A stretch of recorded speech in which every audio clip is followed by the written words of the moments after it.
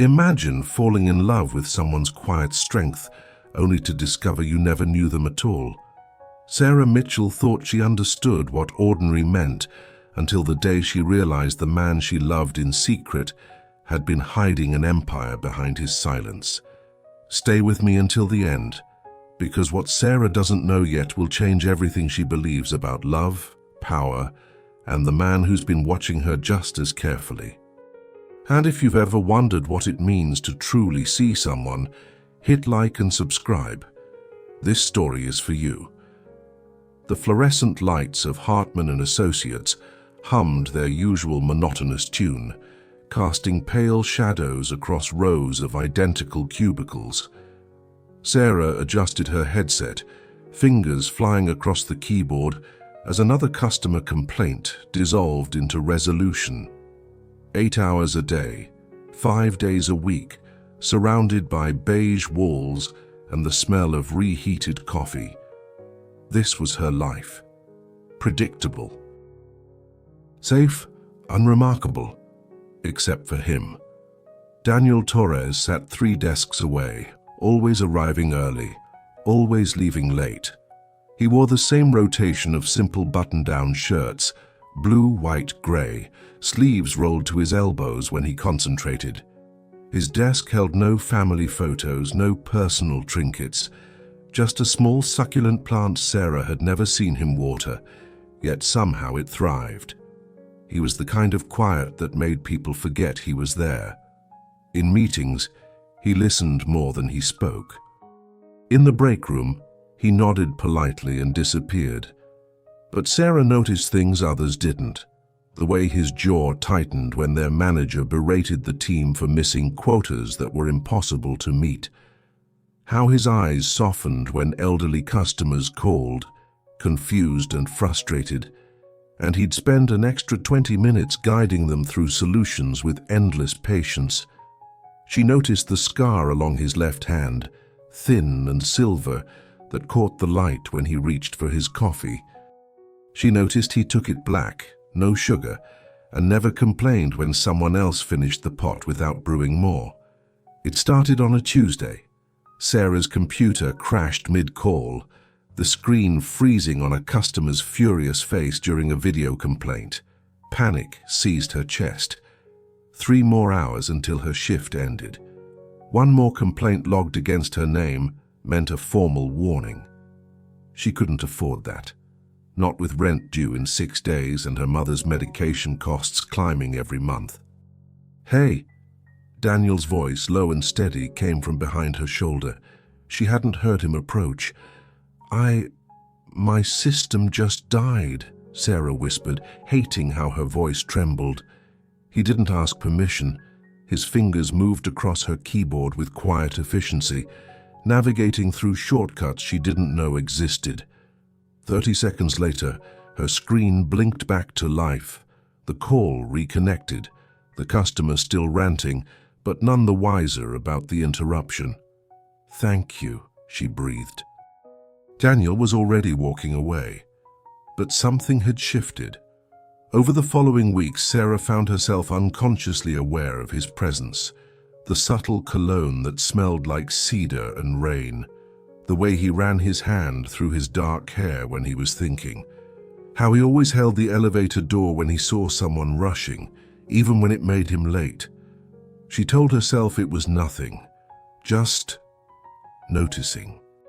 The way you notice a good song playing in a coffee shop or the first warm day after a long winter.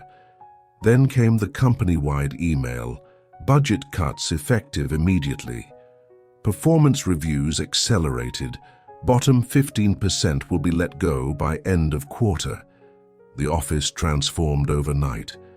Colleagues who once shared birthday cake became competitors. Lunch breaks shortened. Bathroom trips felt like admissions of weakness. Sarah watched people she'd worked beside for 2 years become strangers, eyes hollow with fear. She stayed later each night, taking extra calls, volunteering for weekend shifts. Her metrics climbed, but never high enough, never safe enough. Daniel stayed late too. Sometimes, when the office emptied and only the cleaning crew remained, Sarah would glance up from her screen and find him still there, bathed in the blue glow of his monitor. Once their eyes met across the dim expanse of cubicles. He didn't smile, didn't wave, just held her gaze for 3 heartbeats before returning to his work. It felt like a secret they were keeping together. The loneliness of ambition, the weight of needing to survive. On a Thursday evening, 3 weeks into the new regime, Sarah's manager called her into his office. Her heart dropped into her stomach. This was it, the conversation she'd been dreading. "Your numbers are good," he said, not looking up from his tablet, "but they're not great. You understand what that means?" She understood. She was expendable. "I'll do better," Sarah said, hating the pleading edge in her voice. "You've got 4 weeks. Show me improvement, or—" He shrugged, the gesture somehow worse than the words. Sarah walked back to her desk on numb legs. Around her, the office continued its anxious rhythm, everyone drowning in their own desperation. She sat down, stared at her screen, and felt the sting of tears she refused to let fall. A shadow fell across her desk. Daniel stood there, 2 cups of coffee in his hands. He set one beside her keyboard without a word, then walked away. It wasn't just coffee, it was witness, acknowledgement. A quiet message that said, "I see you struggling, and you're not alone." That night, Sarah cried in her car for 20 minutes before driving home. The next day, Daniel started eating lunch at his desk. So did Sarah. They never planned it, never discussed it, but somehow their breaks aligned. She'd unwrap her homemade sandwich, he'd open whatever simple meal he'd brought, and they'd exist in companionable silence, 2 islands in an ocean of stress. Then, slowly, words began to fill the quiet. "You ever wonder why we do this?" Sarah asked one afternoon, surprising herself. Daniel looked up from his lunch, considering. The job? All of it. The striving. The performance. Like we're all pretending to be something we're not, just to survive another month. His expression shifted, something flickering behind his eyes that she couldn't name. Pain, maybe, or recognition. "Every day," he said simply. And somehow, that honesty meant more than any elaborate answer could have. They began to talk. Small things at first. Favorite books. Worst jobs they'd ever had. Sarah learned he'd grown up in Texas, moved to the city 5 years ago, loved old films, but hated loud restaurants. He learned she'd dropped out of college to care for her sick father, that she painted in her spare time but never showed anyone, that she was terrified of becoming invisible. "You're not invisible," Daniel said one evening, his voice quiet but certain. Sarah's breath caught. "How would you know?" "Because I see you." 3 words, delivered without poetry or performance, just truth, plain and devastating. The air between them changed after that. Charged with something neither of them named, but both felt humming beneath every interaction. The accidental brush of fingers when passing documents. The way conversations lingered past professional necessity. How Sarah started wearing the blue blouse Daniel had once complimented, and how he noticed, his gaze holding an extra second before he looked away. But they never crossed the line, never acknowledged what was building between them, until the night everything shattered. Sarah was the last one in the office, racing to finish a presentation due at 8 the next morning. She'd promised herself she'd leave by 9, but midnight came and went, and still she typed, deleted, revised, her eyes burning with exhaustion. She didn't hear him approach until Daniel was standing beside her cubicle, jacket slung over his shoulder, concern etched across his features. Sarah. Just her name, but the way he said it made her want to cry. "I have to finish this," she whispered. "You need to sleep." "I need to not get fired." Daniel was quiet for a long moment. Then he did something unexpected. He pulled up a chair beside her, sat down, and began to read through her presentation, suggesting small tweaks, catching typos, helping her refine arguments. They worked side by side for another hour, the city sleeping around them, the office transformed into something intimate and sacred. When they finally finished, Sarah saved the file and leaned back, every muscle in her body aching. "Thank you," she said. "You didn't have to." "I wanted to." Their faces were close in the dim light. Sarah could see the exhaustion in Daniel's eyes that matched her own, could feel the warmth radiating from his body, could smell cedar and rain and something uniquely him that made her heart race. "Daniel." He stood abruptly, breaking the spell. "You should go home. Get some rest." And he walked away, leaving Sarah sitting alone in the darkness, wondering what almost happened and whether she'd imagined the longing she'd seen flicker across his face. But she hadn't imagined it, because Daniel Torres had been pretending too, pretending to be ordinary, pretending to be just another struggling employee in a sea of expendable workers, pretending he wasn't the man who owned everything Sarah was fighting so desperately to keep. And tomorrow, his carefully constructed lie would begin to crack. The morning arrived with cruel sunshine, the kind that made exhaustion feel like a personal failure. Sarah dragged herself through the revolving doors of Hartman and Associates at 7:45, clutching her third coffee like a lifeline. Her presentation was polished, ready, perfect. Yet her hands still trembled. Daniel wasn't at his desk. She told herself it didn't matter. Told herself the hollow disappointment settling in her chest was just fatigue.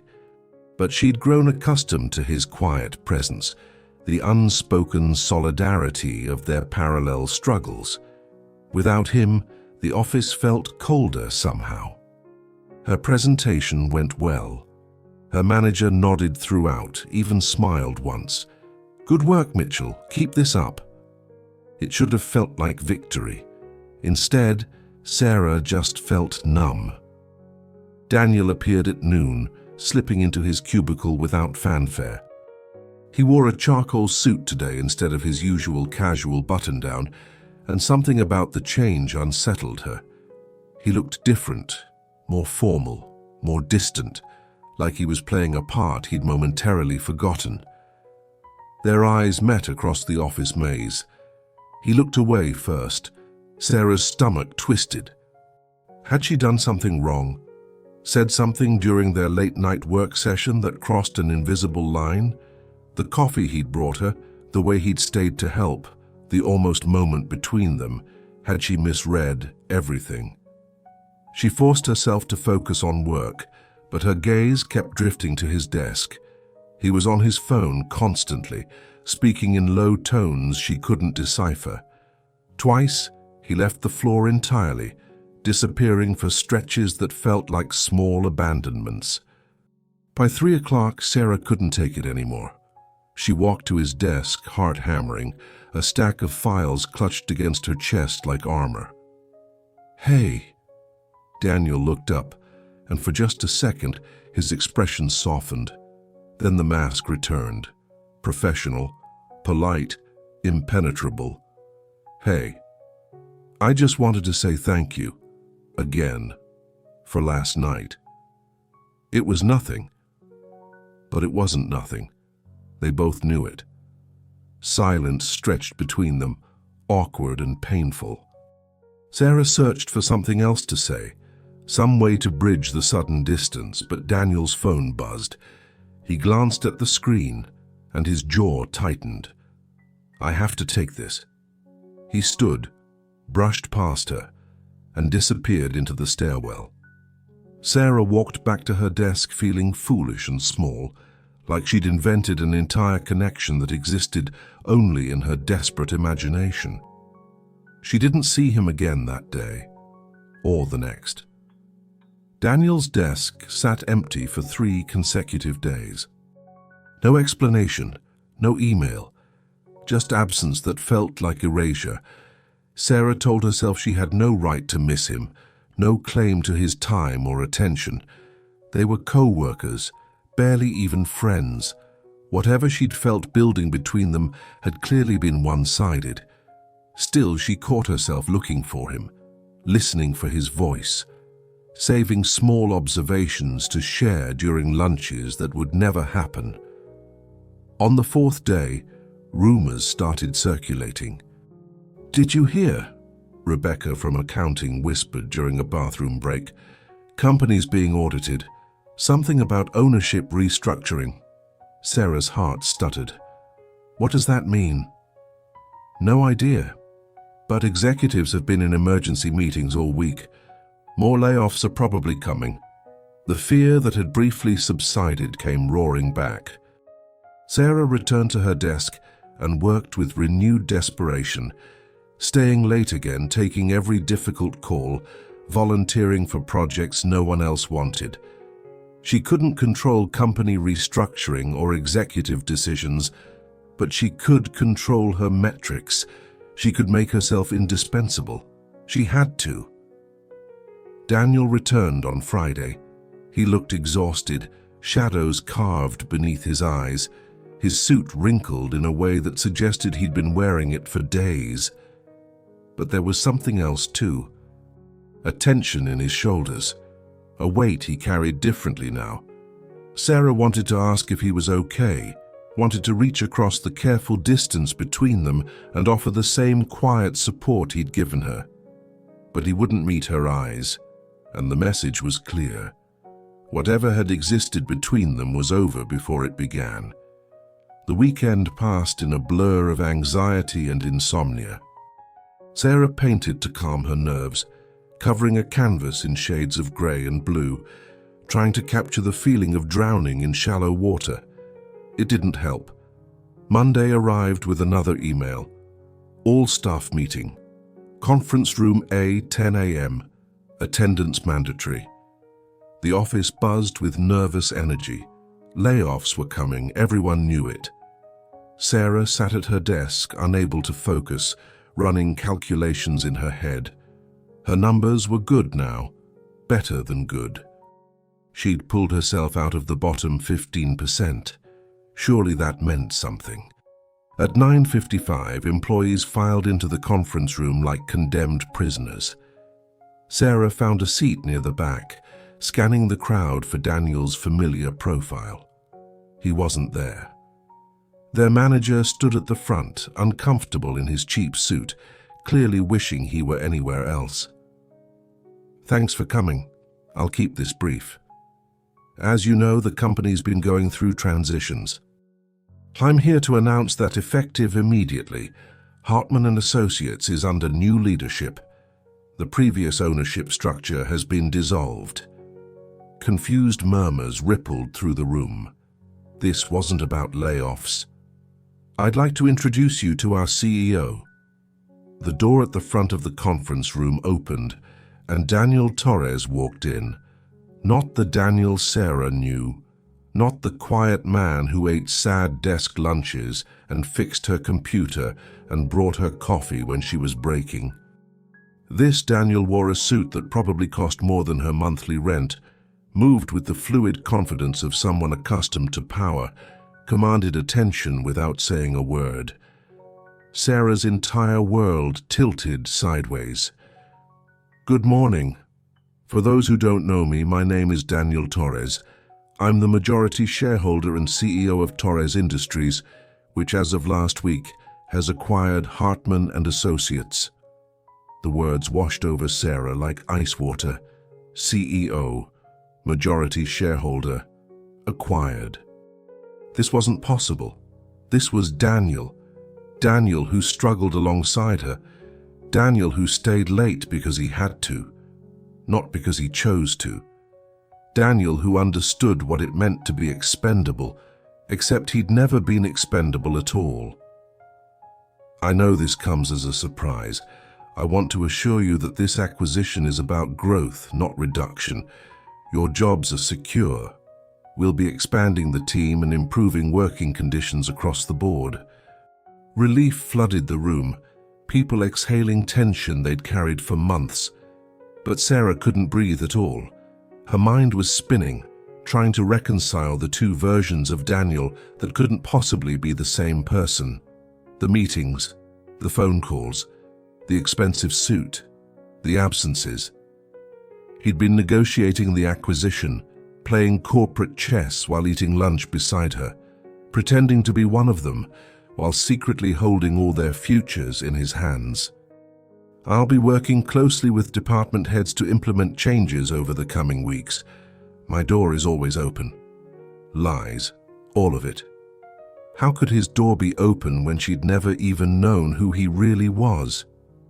The meeting ended. People stood, chattering with relief and curiosity, but Sarah remained frozen in her seat. She watched Daniel shake hands with executives, watched him smile and nod and play the role of benevolent savior, and felt something fragile inside her crack clean through. He'd lied to her. Maybe not with words, but with silence, with omission. With every moment he'd let her believe they were the same. She'd shown him her fear, her vulnerability, her desperate hope. She'd let herself imagine connection, maybe even something more. And the entire time he'd been watching her like an experiment, a curiosity.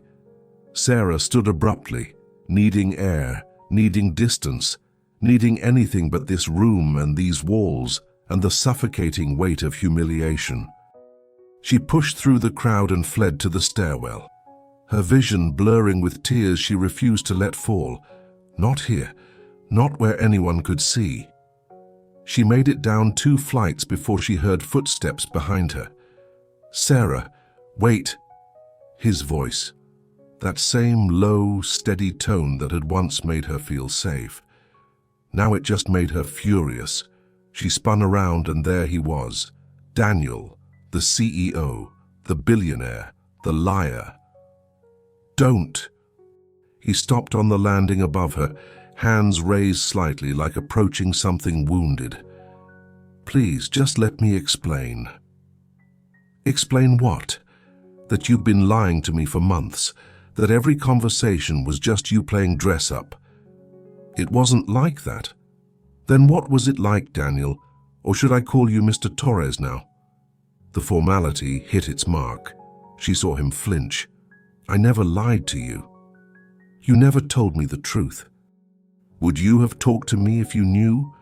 Would you have let me sit with you at lunch or stayed late working beside me or told me you were afraid of being invisible?"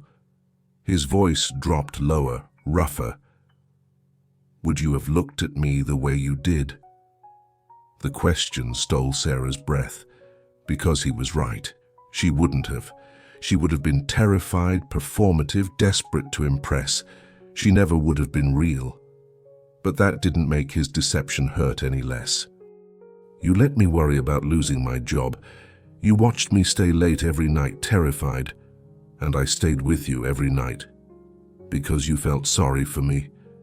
Because being with you was the only time I felt like myself." Silence crashed between them, heavy with everything unsaid. Sarah wanted to believe him. God, how she wanted to. But trust, once broken, didn't simply rebuild itself with pretty words. "I can't do this. I don't even know who you are." She turned and continued down the stairs, and this time Daniel didn't follow. But his voice carried after her, quiet and devastated. "You're the only person who ever did." Sarah kept walking, tears streaming down her face, her heart breaking for a man who might never have existed at all. Sarah called in sick the next day, and the day after that. She spent 48 hours in her tiny apartment, curtains drawn, phone silenced, existing in a fog of humiliation and confusion.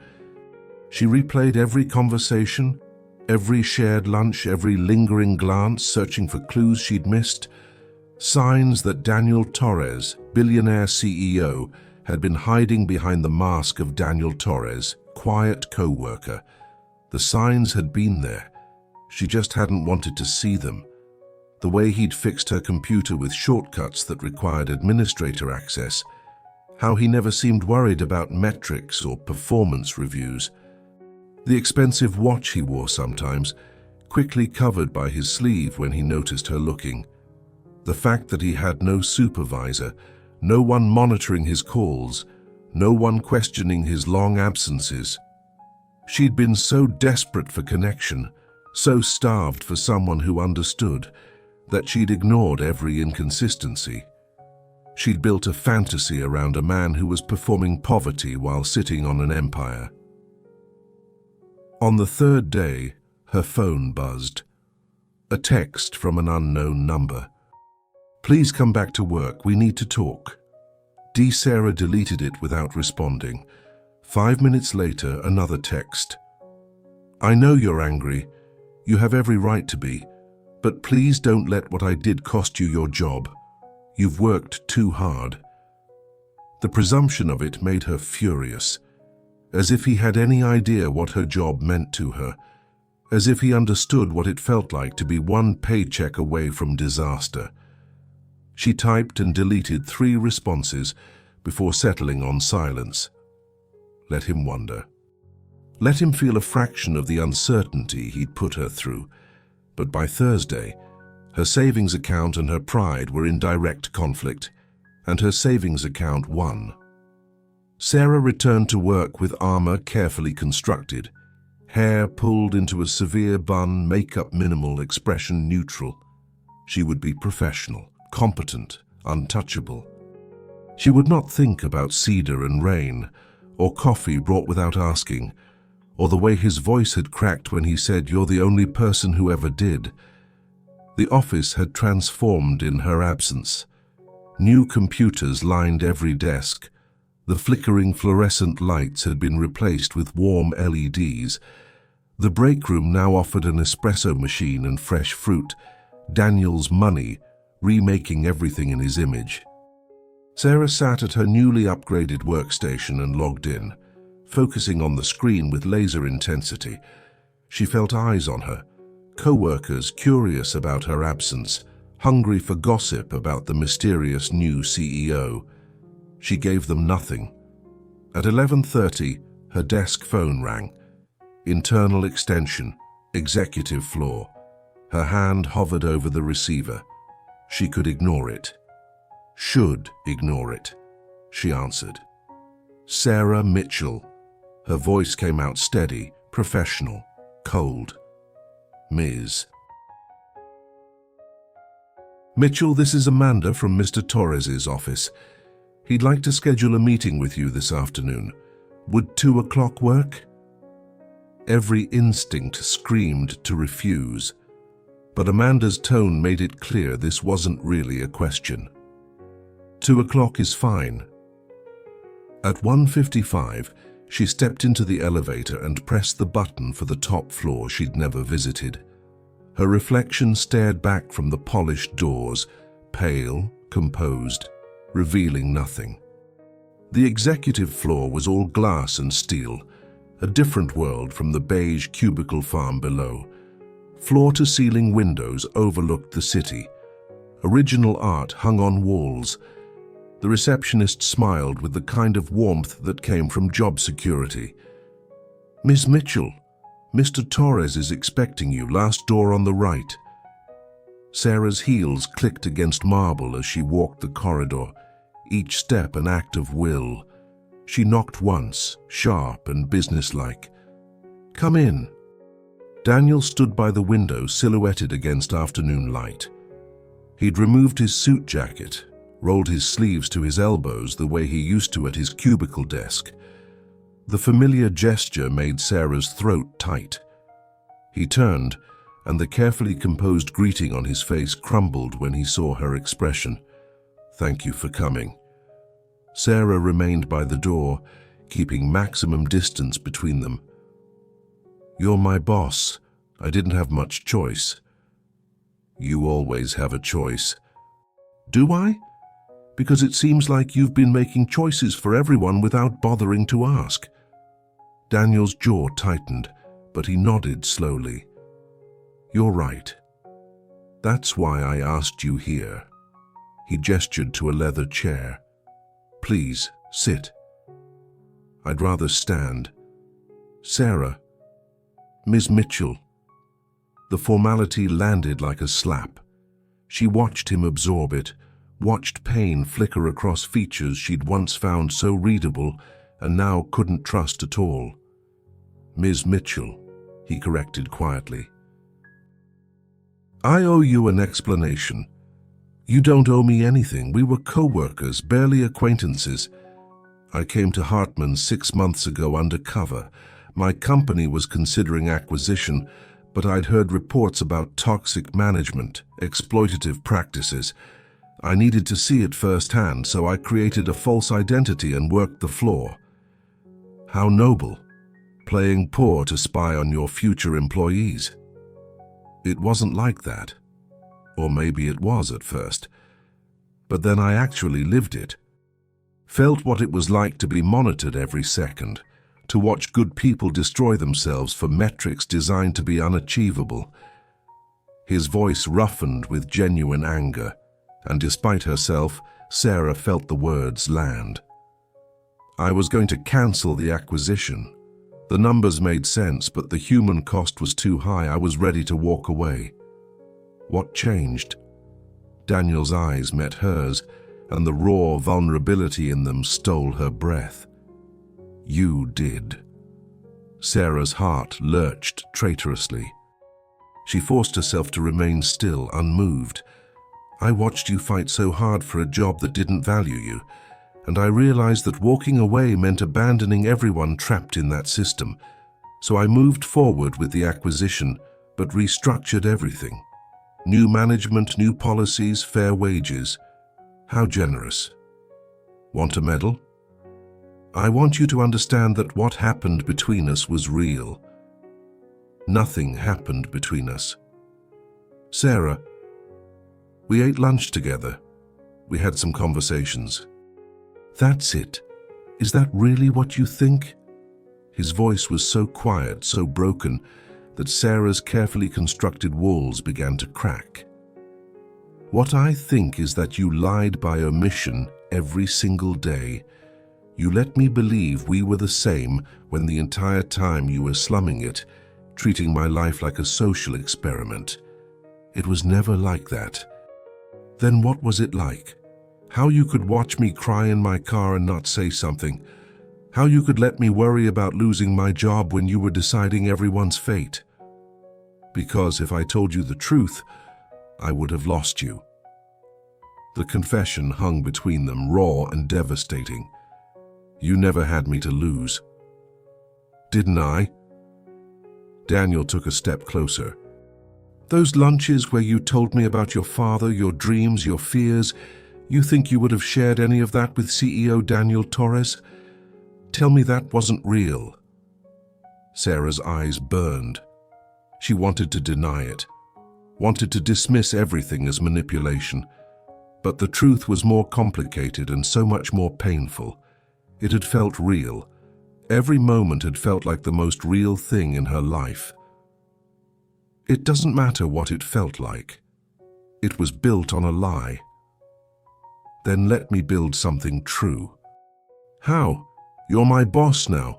There's a power imbalance so massive we're not even in the same universe anymore. So I'll step back. I'll appoint a different manager for your division. You don't get it. Sarah's voice cracked, all her composure shattering. It's not about reporting structures. It's about the fact that I was falling in love with someone who didn't exist. And now I'm standing in front of a stranger who knows all my secrets, all my weaknesses. But I was never safe, was I? Silence crashed through the office. Daniel stood frozen, her confession hanging between them like something fragile and irretrievable. You were falling in love with me." Sarah laughed, the sound bitter and broken. Past tense. Turns out it's easy to fall out of love with someone when you realize they're a fiction. She turned toward the door, needing to escape before she completely fell apart. "His name is Daniel." Sarah stopped, hand on the doorknob. "The person you fell in love with. His name is Daniel Torres. He's the son of immigrants who cleaned houses to send him to college. He's someone who remembers what it feels like to be invisible. He's someone who stayed late every night because being near you was the only time he felt human. That person is real, Sarah. He's standing right here." Sarah didn't turn around. Couldn't. Because if she looked at him now, saw the pain in his eyes that matched her own, she might forgive him. "That person should have trusted me with the truth." She walked out, closing the door softly behind her, leaving Daniel standing alone in his glass tower, surrounded by everything his money could buy and nothing his heart actually wanted. The weeks that followed existed in shades of gray. Sarah went to work, performed her duties with mechanical precision, and left exactly at 5 o'clock. No more late nights, no more volunteering for extra projects, no more proving her worth to a system that had never valued her anyway. The new policies Daniel implemented transformed the office into something almost unrecognizable. Reasonable quotas, mental health days, a salary increase across the board that made Sarah's bank account look healthier than it had in years. She should have been grateful. Everyone else was. The office buzzed with renewed energy, people smiling again, stress lines fading from tired faces. But Sarah felt nothing except the hollow ache of absence. She never saw Daniel. He worked from the executive floor, a ghost haunting the building's upper reaches. Sometimes she'd catch glimpses of him in the lobby, always surrounded by executives in expensive suits, always moving with purpose. He never looked her way, or maybe he did, and she'd trained herself not to notice. Rebecca cornered her in the break room one afternoon, eyes bright with curiosity. "So what's he like? The mysterious CEO?" Sarah poured coffee with steady hands. "Professional, efficient." "Come on, you had a meeting with him. Everyone's dying to know. Is he as gorgeous up close as he looks from a distance?" The question landed like a knife between her ribs. Because yes, Daniel was beautiful, had always been beautiful, the kind of beauty that came from intelligence and quiet strength, and the way his eyes softened when he listened. But Rebecca didn't need to know that. "I didn't notice." It was the first outright lie Sarah had told since everything fell apart, and it tasted bitter on her tongue. At home, she painted obsessively. Canvas after canvas filled with storm clouds and fractured light, images of glass towers and falling stars, portraits of a man whose face she couldn't quite capture because she'd never really known him at all. Her mother called every Sunday, her voice thin and worried across the phone line. "You sound tired, baby. Are you eating enough? Sleeping?" Sarah lied and said she was fine, said work was good, life was stable, everything was exactly as it should be. Her mother didn't believe her, but she didn't push. Some griefs were too private for words. 3 weeks after their confrontation, Sarah found an envelope on her desk. Expensive cream paper, her name written in unfamiliar handwriting. Inside, a single page. Ms. Mitchell, effective immediately, your division will report to Jennifer Hartman, who has been promoted to Director of Operations. I will have no direct oversight of your work or performance reviews. I wanted you to know that this decision was made to honor your concerns about power dynamics.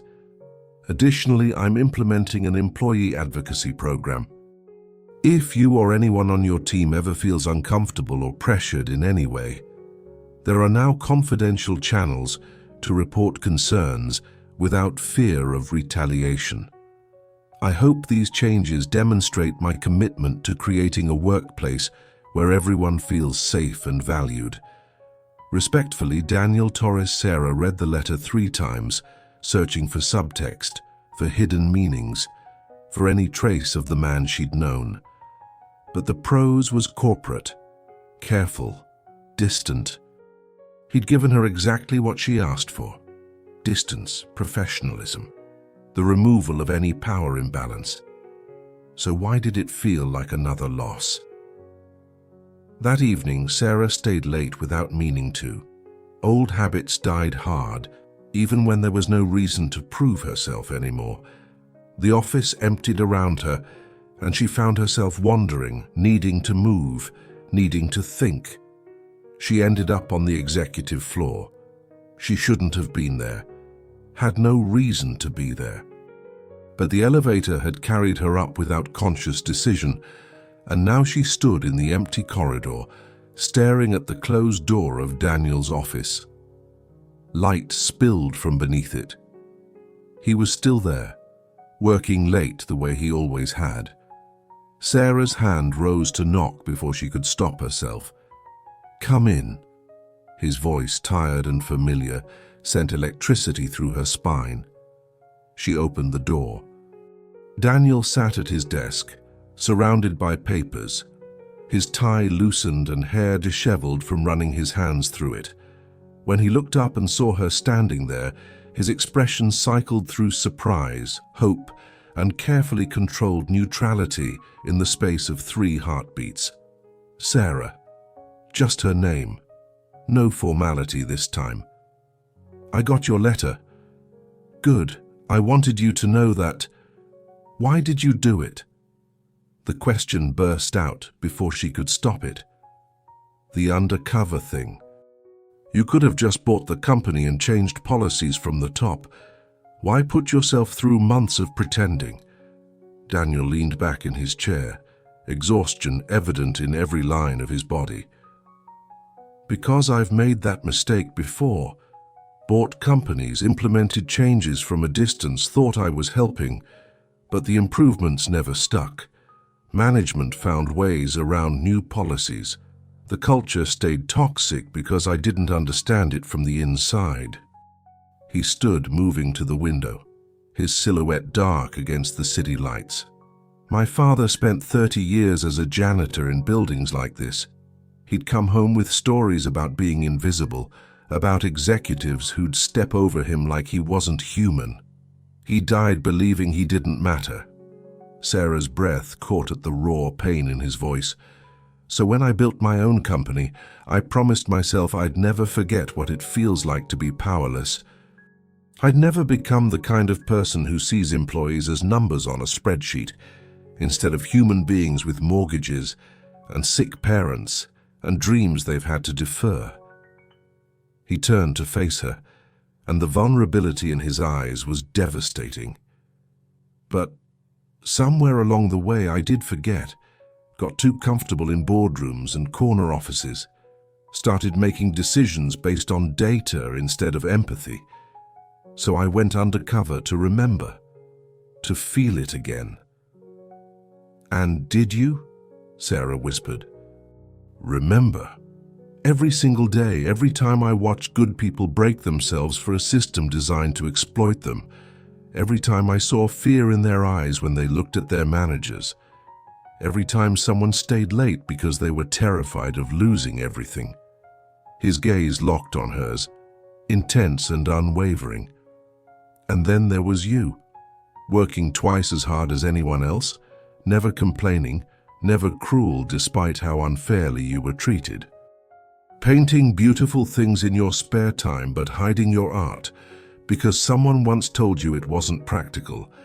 Caring for your mother while barely able to care for yourself." "Stop. You asked why I did it. That's why.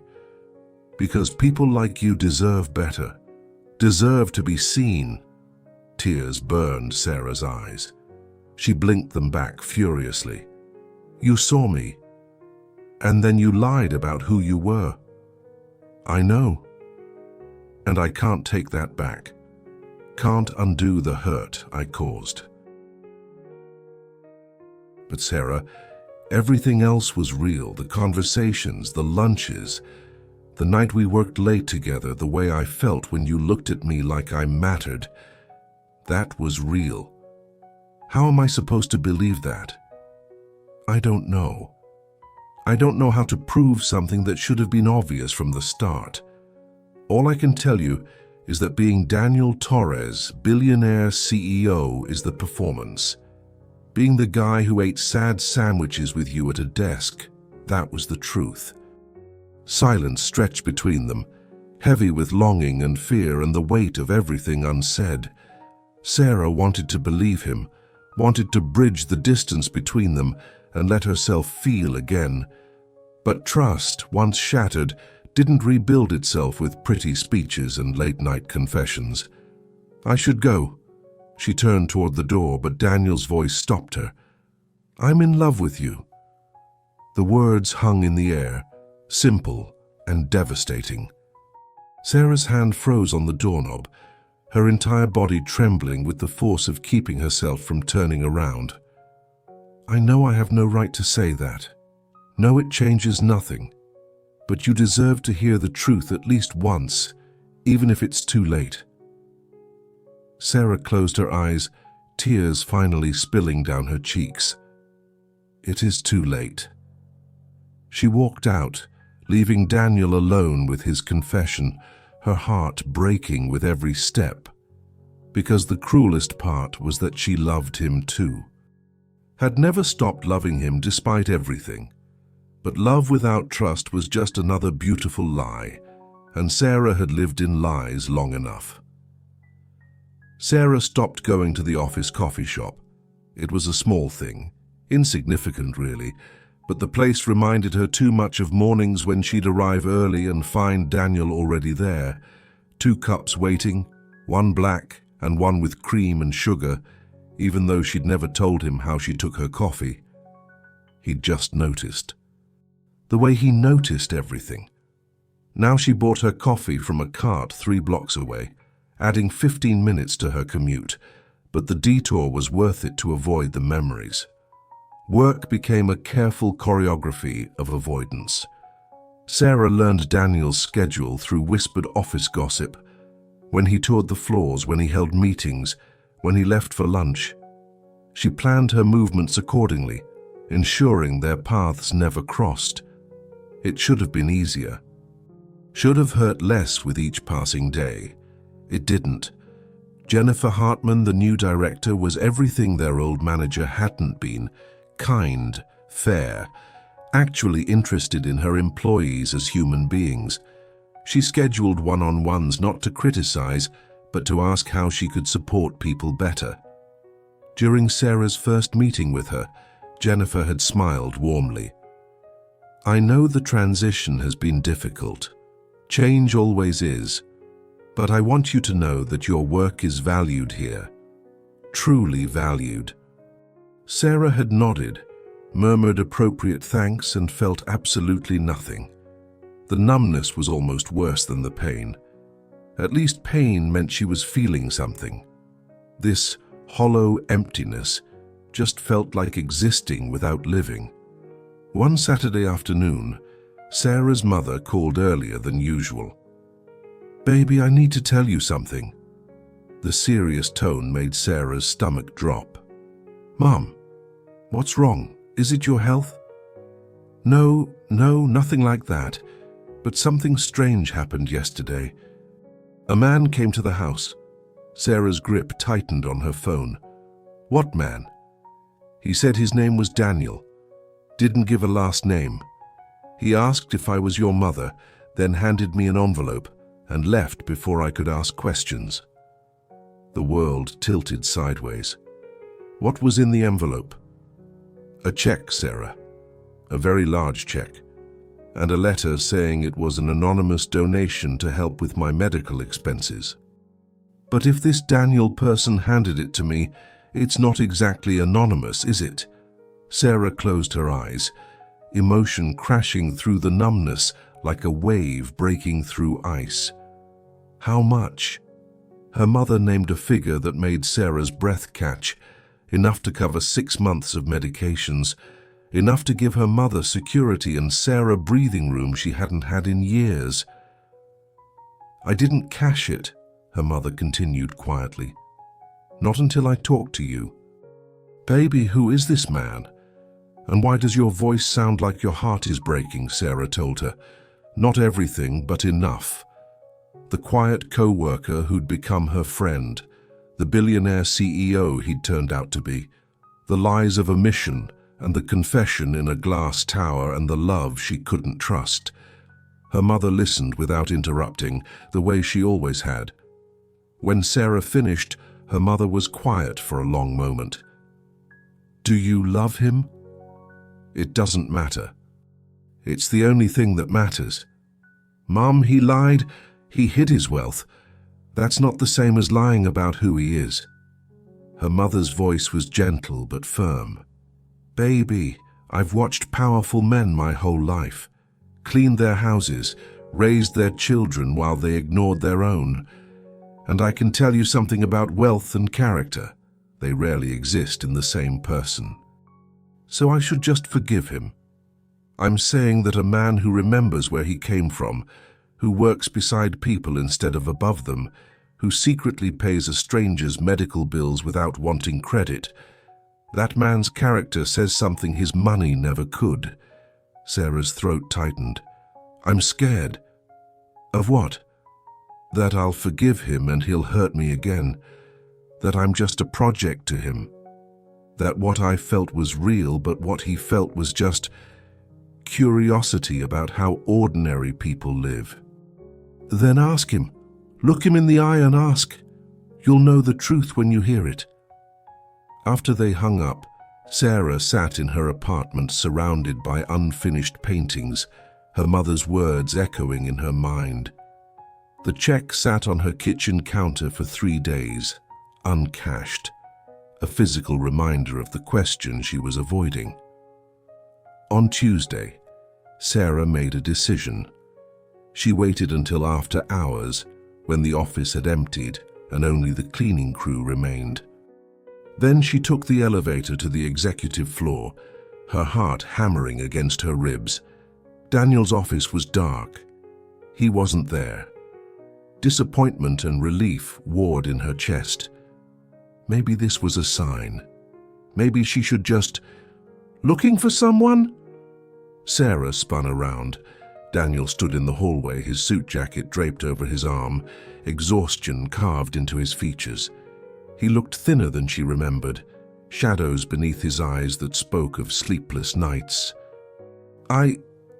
Sarah's prepared speech evaporated. My mother received a check. Understanding flickered across his face, followed quickly by resignation. I should have asked permission. I'm sorry. I can cancel it if... Why did you do it? Because she needed help, and I could provide it, that's all. That's not all. Sarah took a step closer, her voice shaking. You don't give strangers that kind of money without a reason. Daniel's jaw tightened, a muscle jumping beneath the skin. What do you want me to say, Sarah? That I did it because even though you won't speak to me, won't look at me, I still lie awake at night thinking about you? That I'd give everything I own if it meant I could go back and tell you the truth from the beginning? I want you to tell me why you really came to Hartman undercover, because I've been thinking about your father, about the story you told me, and something doesn't add up. What do you mean? You said you forgot what it was like to be powerless. But Daniel, people who forget don't remember in such specific detail. They don't spend 6 months pretending to be someone else unless they're running from something. So what were you running from? The question hung between them, sharp and unavoidable. Daniel looked away, his throat working as he swallowed. When he spoke, his voice was barely above a whisper. Myself.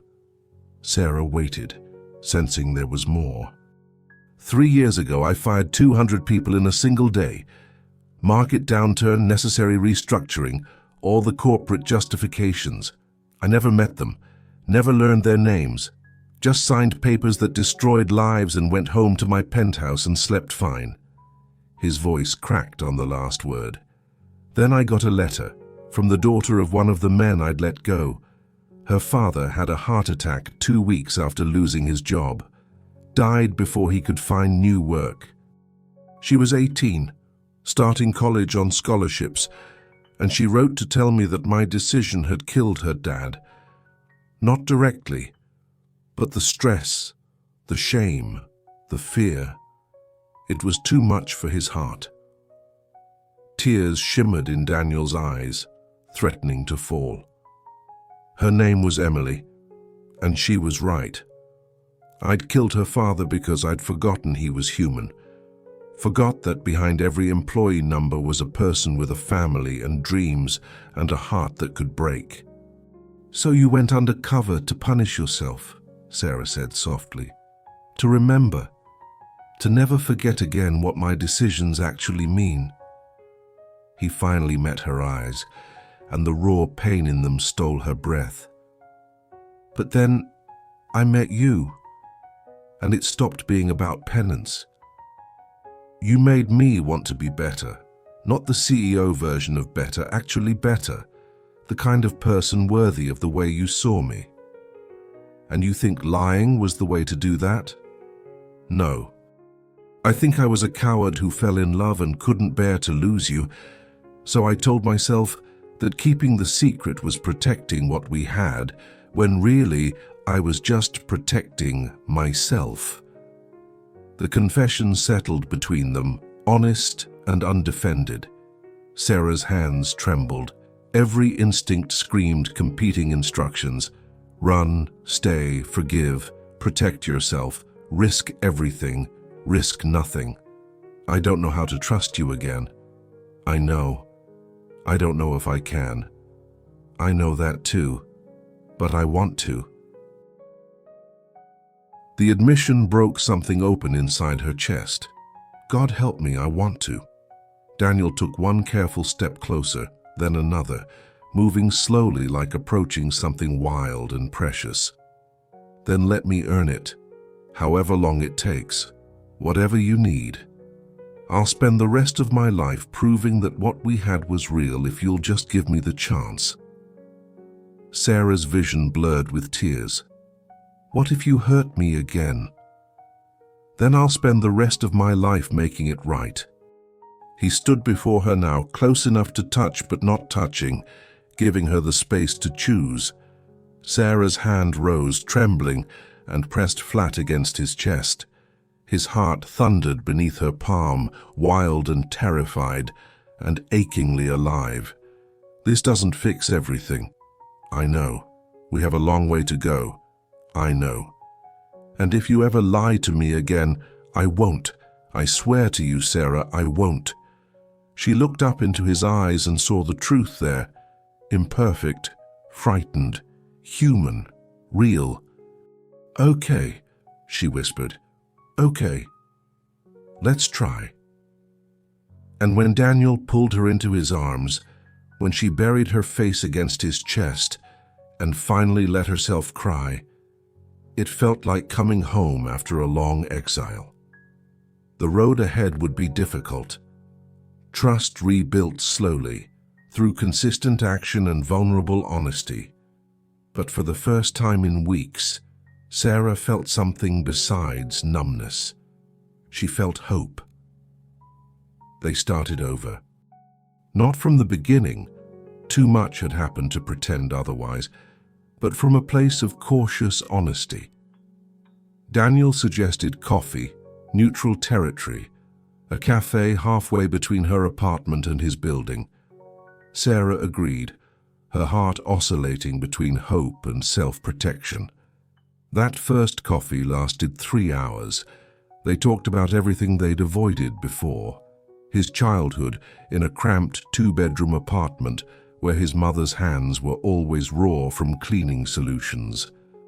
Her father's slow decline, how she'd learned to grieve someone while they were still alive.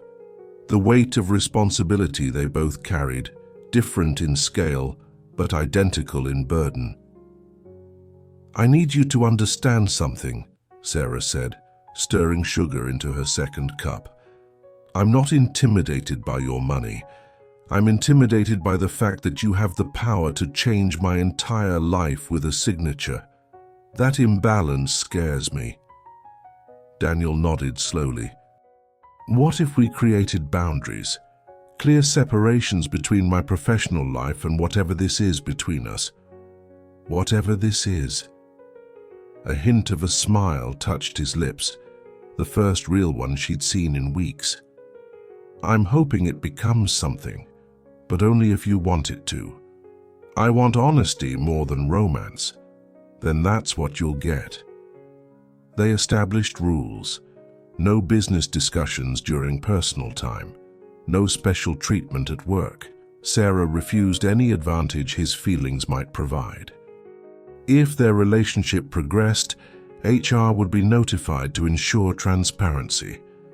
And most importantly, complete honesty, even when the truth was uncomfortable. "I need to tell you something," Daniel said as they walked through the park after coffee, autumn leaves crunching beneath their feet. "The night we worked late together when we almost kissed, I wanted to tell you the truth then. Almost did. But I was terrified you'd look at me differently." "I would have." "I know. And maybe that makes me selfish, but I couldn't give up being seen as just Daniel. Not yet." Sarah stopped walking, turning to face him. "You said your father felt invisible. You realize that's what you made me feel, right? Like I wasn't important enough to trust with the truth." Pain flickered across his features. "You're right, I was so focused on protecting myself that I didn't consider how my silence would hurt you. I'm sorry, Sarah. Truly." The apology landed differently this time. Not defensive or rushed, but weighted with genuine remorse. "Thank you," she said quietly. They saw each other twice a week after that. Coffee on Wednesdays, dinner on Saturdays. Nothing extravagant. Daniel seemed to understand that expensive restaurants would feel like displays of wealth rather than connection. Instead, they found small places with good food and honest conversations. Sarah learned about the pressure of running a company, the loneliness of making decisions that affected thousands of lives. Daniel learned about her painting, the way colors spoke to her when words failed, how she dreamed of showing her work but feared judgment more than obscurity. "Show me," he said one Saturday evening after dinner. "Show you what?" "Your paintings. You've mentioned them, but I've never seen them." Sarah's instinct was to deflect, to hide behind excuses. But they'd promised honesty, and that meant vulnerability too. She brought him to her apartment, small and modest, with peeling paint and radiators that clanked. She waited for him to notice the contrast between his world and hers, but Daniel's attention fixed immediately on the canvases lining her walls. He moved through her space slowly, silently, studying each painting with an intensity that made her nervous. "Sarah," he finally said, his voice rough with emotion. "These are extraordinary. They're just... Don't." He turned to face her. "Don't diminish your talent. These belong in galleries. People should see them. People like you think everything can be bought or displayed. Some things are private. You're right. I'm sorry."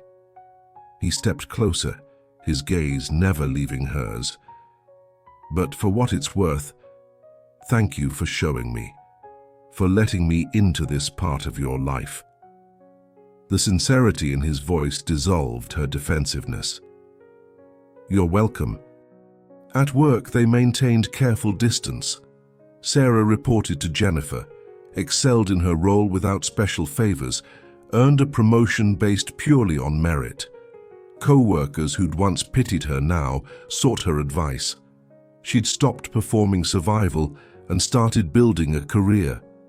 Daniel implemented more changes, profit-sharing, educational stipends, pathways for advancement that didn't require sacrificing humanity. The company transformed from a place people endured to a place they chose. But success bred new challenges.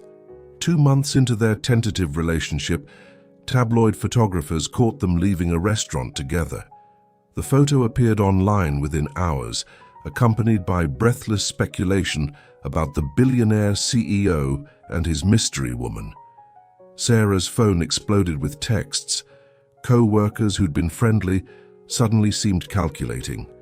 Strangers left comments dissecting her appearance, her clothes, her worthiness. She called Daniel that night, her voice shaking. "I can't do this.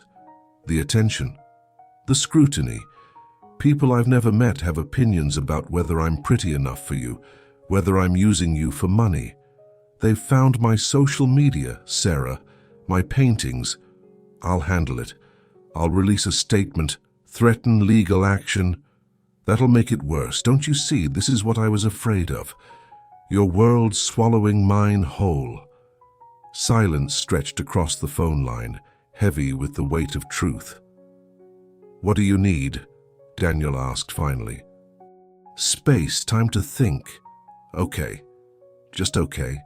Sarah, I meant what I said, whatever you need. If that's space, I'll give you space, but I'm not giving up on us unless you tell me to." She didn't tell him to, but she didn't call him back for a week either. During that week, Sarah painted furiously, canvas after canvas filled with conflicting emotions, desire and fear, hope and doubt, love and self-preservation. She painted Daniel's hands, gentle and capable. She painted glass towers and storm clouds. She painted two figures reaching for each other across an unbridgeable distance. On the 7th day, Jennifer called her into the office. "I wanted you to hear this from me directly. Daniel's stepping down as CEO." Sarah's heart stopped. "What? Why?" "He's transitioning to chairman of the board, still involved strategically but removed from day-to-day operations. He said it's time to let others lead, while he focuses on ventures that matter more to him." The implication hung in the air, unspoken but clear. He was removing every barrier between them, every power imbalance, every excuse she had to keep him at arm's length. That evening, Sarah showed up at Daniel's building unannounced. The doorman recognized her from the tabloid photos and waved her through with a knowing smile that made her blush. She rode the elevator to the penthouse, her heart hammering.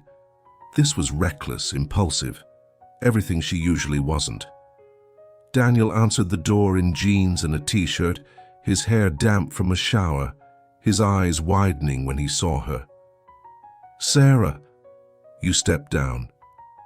Jennifer told you." "Why would you do that?" "Because you were right about the power imbalance. Because I'd rather have you in my life as an equal than have power over you at all. Because love means choosing the person, not the position." The words hit her like a wave, washing away the last remnants of doubt. "I'm terrified," Sarah whispered. "Of what?" "That this won't work. That our worlds are too different. That I'll wake up one day and realize I've lost myself trying to fit into yours." Daniel stepped closer, his hand rising to cup her face with heartbreaking gentleness. "Then don't fit. Don't change. Just be exactly who you are, the woman who paints storms and fights for what matters, and refuses to let anyone diminish her worth. That's who I fell in love with. Not some version of you that conforms to my world." Tears spilled down Sarah's cheeks. "I love you too. God, I've loved you since those terrible desk lunches, but I'm still scared. So am I. Every single day. But I'd rather be scared with you than safe without you." Sarah rose on her toes and kissed him, pouring every complicated emotion into the press of her lips against his. Fear and hope, anger and forgiveness, doubt and absolute certainty that despite everything, this was right. Daniel kissed her back like she was oxygen, and he'd been drowning. His arms wrapping around her, pulling her close, eliminating every careful distance they'd maintained. When they finally broke apart, both breathing hard, Sarah smiled through her tears. "So what now?" "Now we figure it out together. No secrets, no pretending. Just us." "Just us," Sarah echoed. And for the first time since the truth shattered her world, she believed they might actually make it.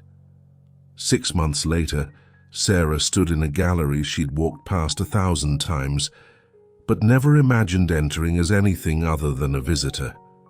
Tonight, her paintings hung on these walls. The opening had been Daniel's idea, but he'd been careful in how he presented it. Not as a gift or a favor, but as a connection. He knew a gallery owner looking for fresh voices. Would Sarah be interested in being introduced? The decision, the work, the courage to show her art to the world, all of that had been hers alone. She'd almost said no, almost let fear win again. But Daniel had looked at her with those steady eyes and said something that changed everything. What if being invisible isn't about other people refusing to see you? What if it's about you refusing to be seen? So she'd said yes, prepared a collection, titled it Unmasked, a series exploring identity, truth, and the faces people wore to survive. Now, strangers moved through the space, studying her work, discussing brushstrokes and color choices and emotional resonance. Critics had come. Collectors had come. People who knew nothing about her except what her paintings revealed. It was terrifying. It was exhilarating. It was everything. Daniel stood across the room, deliberately keeping distance, letting this moment belong to her. He wore a simple suit, nothing ostentatious, and when their eyes met, he smiled, proud, supportive, in love. Sarah's mother sat near the entrance, dressed in her best outfit, tears streaming down her face as she watched her daughter's dreams materialize. Her health had stabilized, the medications finally working, stress reduced by the financial breathing room that allowed her to actually heal. "Excuse me, are you the artist?" Sarah turned to find an older woman studying her most vulnerable piece, a portrait of a man with two faces, one masked in confidence, the other raw with longing. "I am." "This one." The woman gestured to the painting. "It's devastating. The way you've captured the cost of hiding, I felt it in my chest." "Who was your subject?" Sarah glanced at Daniel across the room, then back at the stranger. "Someone who taught me that the bravest thing you can do is let yourself be known." The woman nodded thoughtfully. "It's magnificent. I'd like to purchase it." After she walked away to speak with the gallery owner, Sarah felt Daniel's presence beside her, his hand finding hers, fingers interlacing with familiar comfort. "You sold your first piece." "I sold my 5th piece, actually." "But who's counting?" Sarah's smile was bright enough to rival the gallery lights. "How does it feel?" "Like I'm standing naked in front of strangers. Like I'm exactly where I'm supposed to be." She squeezed his hand. "Both things are true. That's my favorite thing about you, your capacity to hold contradiction without breaking." They stood together, watching people engage with her work. Two people who'd found each other in the strangest way possible, through lies that revealed truth, through hiding that demanded to be seen. Later, after the crowd thinned and the gallery owner gushed about critical response and future shows, Sarah and Daniel walked through the city streets, her hand tucked in his, the night air cool against flushed skin. "I need to tell you something," Daniel said as they crossed into the park, streetlights casting golden pools across the path. Sarah's heart stuttered, old fear rising instinctively. "What?" "Nothing bad. I promise." He stopped walking, turning to face her, his expression serious but warm. "I've been offered a position on a humanitarian board, organizations that provide microloans to entrepreneurs in underserved communities. It would mean traveling, being away sometimes, but it's work that matters, work that remembers where I came from. That sounds perfect for you." The thing is, some of the communities we'd be working with are in rural areas, places where I'd need to live simply, work alongside people, actually understand their needs instead of theorizing from a distance. He paused, his thumb tracing circles on the back of her hand. "I'm not asking you to come with me. Your career is here. Your mother is here. But I wanted you to know that I'm trying to build a life that aligns with my values, not just my bank account." Sarah's throat tightened with emotion. "You're really doing it, becoming the person you pretended to be." "I'm trying, every day." His voice dropped lower, more vulnerable. "But I'm also scared that choosing work that takes me away will cost me you." "Daniel." Sarah reached up, cupping his face between her hands. "I fell in love with a man who cared about people more than profit, who stayed late to help a coworker he barely knew, who understood what it meant to struggle. This humanitarian work, that's you, the real you. I'm not going to punish you for being exactly who I love. Even if it means time apart, we'll figure it out. That's what people do when they're building something real. They figure it out together."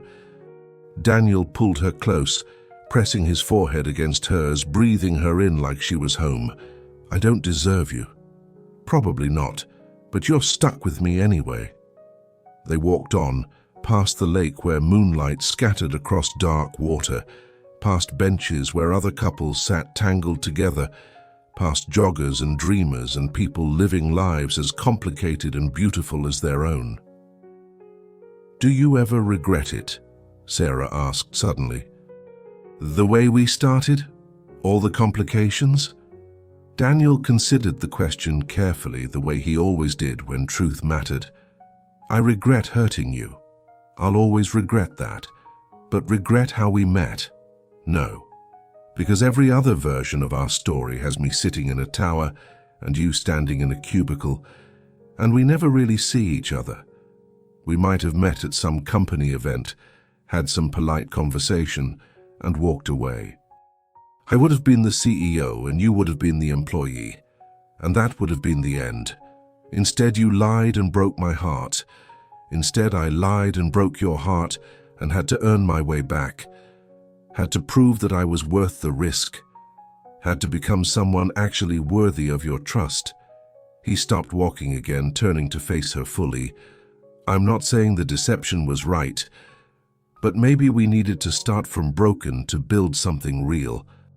Sarah thought about the girl she'd been 6 months ago, exhausted, afraid, making herself small to survive. She thought about the woman she was becoming, an artist, someone who took risks, someone who demanded to be seen. "We're both different now." "Better?" "Different," Sarah repeated. "Better is a process, not a destination." Daniel smiled, that soft expression that still made her heart stutter. "When did you become so wise?" "Around the time a billionaire CEO taught me that the most valuable thing you can give someone isn't money or security. It's the truth, even when it costs you everything." They made their way back to her apartment, comfortable in shared silence, the kind that came from knowing you didn't have to fill every moment with words. At her door, Daniel kissed her goodnight, gentle, unhurried, full of promise. I'm proud of you, he whispered against her lips. For tonight. For your art. For taking up space instead of hiding. I'm proud of us for surviving broken and choosing to heal. Inside her apartment, Sarah stood before her remaining paintings, the ones too personal to sell, too raw to share. She'd started a new piece last week, something different from the darkness that had characterized her earlier work. This canvas held two figures walking side by side, not touching but close, their shadows merging on the ground beneath them. Behind them, a cityscape of glass towers. Ahead, an open road leading to horizons she hadn't yet imagined. She picked up her brush and added detail to the sky, storm clouds breaking apart, gold light streaming through. Not a perfect sunset, not artificial brightness, just the honest complexity of weather changing, darkness giving way to something gentler. Her phone buzzed with a text from Daniel. Thank you for letting me be part of your life, for giving me a second chance, for teaching me that vulnerability is strength, not weakness. Sarah smiled and typed back, thank you for staying late all those nights, for seeing me when I felt invisible, for proving that some risks are worth taking, even when they terrify you. She set her phone down and returned to her painting, adding final touches, small details that might go unnoticed but mattered anyway. The way light caught on one figure's face, the slight lean of one body toward the other. The distance between their hands, small but not yet closed. Some stories didn't end with perfect resolution. Some stories ended with two imperfect people choosing each other daily, building trust through consistent action, learning to hold both fear and hope in the same breath. Sarah stepped back from her canvas, studying the work with critical but satisfied eyes. It wasn't finished yet, but it was honest. It was hers, and that, she was learning, was enough. Outside her window, the city hummed with a million stories. People hiding and revealing, breaking and healing, pretending and daring to be real. Somewhere in one of those glass towers, Daniel was probably still awake, working on proposals that would help others the way he'd helped her, not by fixing their problems, but by seeing their worth. And here, in her small apartment with paint-stained floors and canvases that told the truth, Sarah finally understood what it meant to be visible. Not famous, not admired, just honestly, vulnerably, courageously seen. She picked up her phone one more time and typed a final message. Some riches can't be bought. They're earned by the heart. Thank you for earning mine. Then she turned off the lights, climbed into bed and dreamed of roads not yet traveled, scared, hopeful, and finally free. If this story touched your heart, like, comment, and subscribe for more stories of love and redemption. Because the greatest wealth isn't what we own. It's who we become when we choose truth over comfort, vulnerability over protection, and love over fear. Would you have forgiven him? Let me know in the comments below.